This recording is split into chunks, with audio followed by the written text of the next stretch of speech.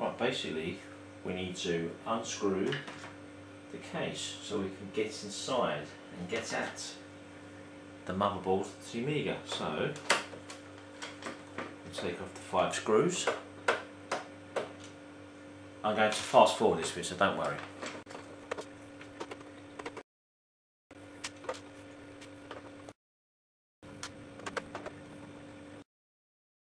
That's the last screw, and it's just basically a Phillips crosshead screwdriver you need. Average Phillips screwdriver.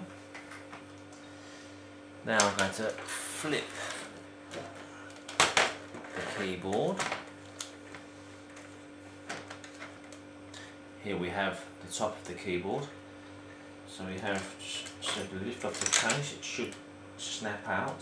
I should do it. There we go. And that is the top of the case removed.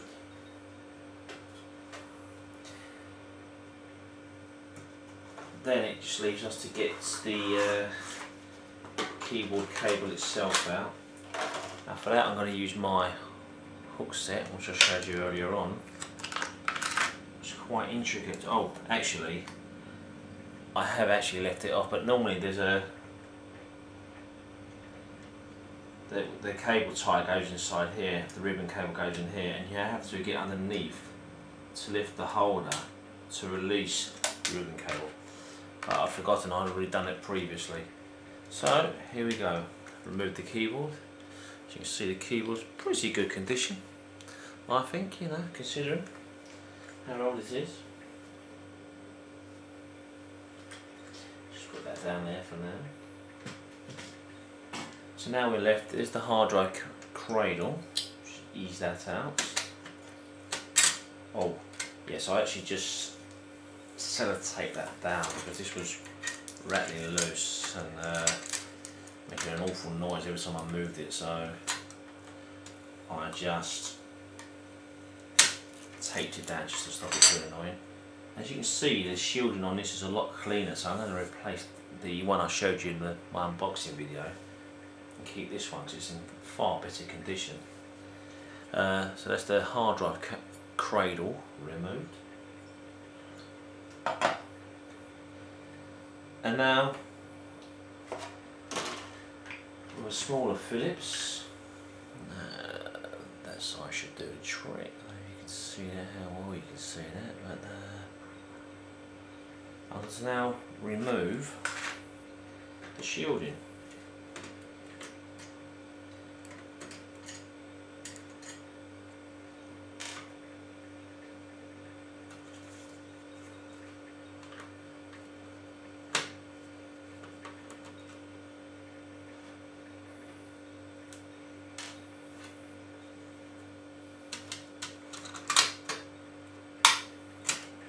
Should pop out. You have to straighten these pins up, which I've already done, so it should ease out really. Hopefully, anyway, he said, hoping.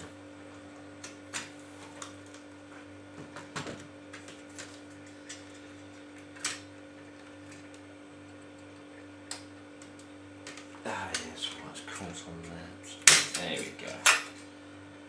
There we are. And that is the RF shielding. Ooh, gleamy, look at that. That is out. So put that over there for now. And there is your Amiga 1200 motherboard. Obviously, as you can see, I've taped up here. I've taped up the IDE power cable and the 3 LED cables or the LED cable, and I've left in the IDE cable for now. I don't need to take that out at this stage. As you can see, the PCM CIA slot there. Right, okay, so now I need to remove said motherboard.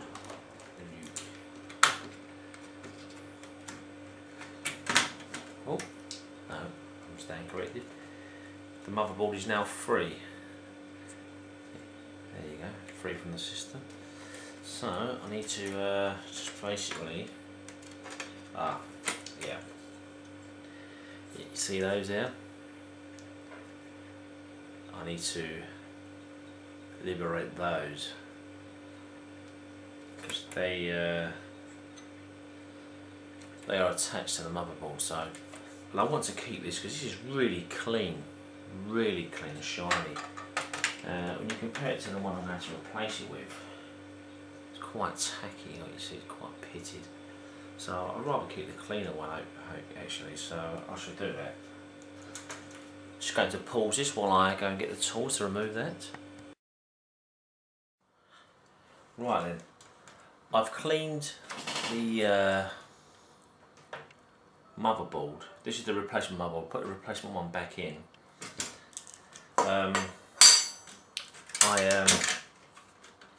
Simple matter, like this is the replacement one. You can see all the bits there. I had to clean the actual motherboard with isopropyl alcohol because it was quite a bit gunky, some gunk on the bits here. So the motherboard itself was really clean. So once I cleaned it off, it was fine.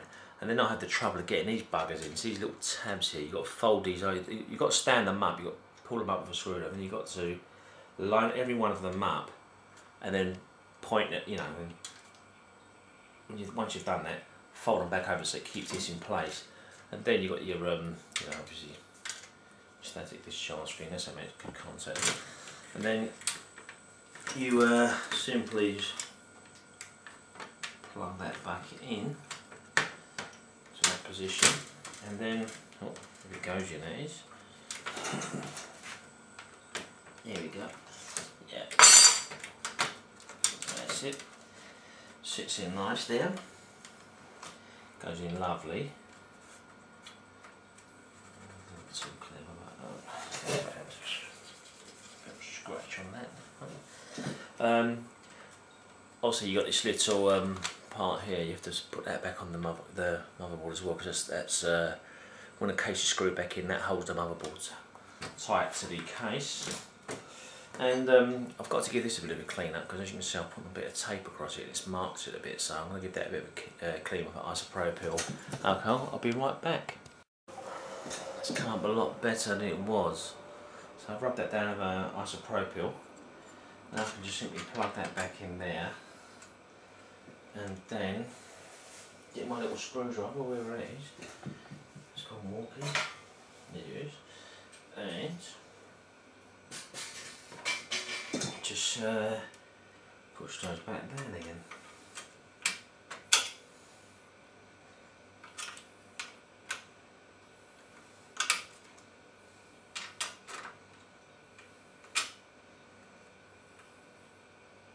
That's it.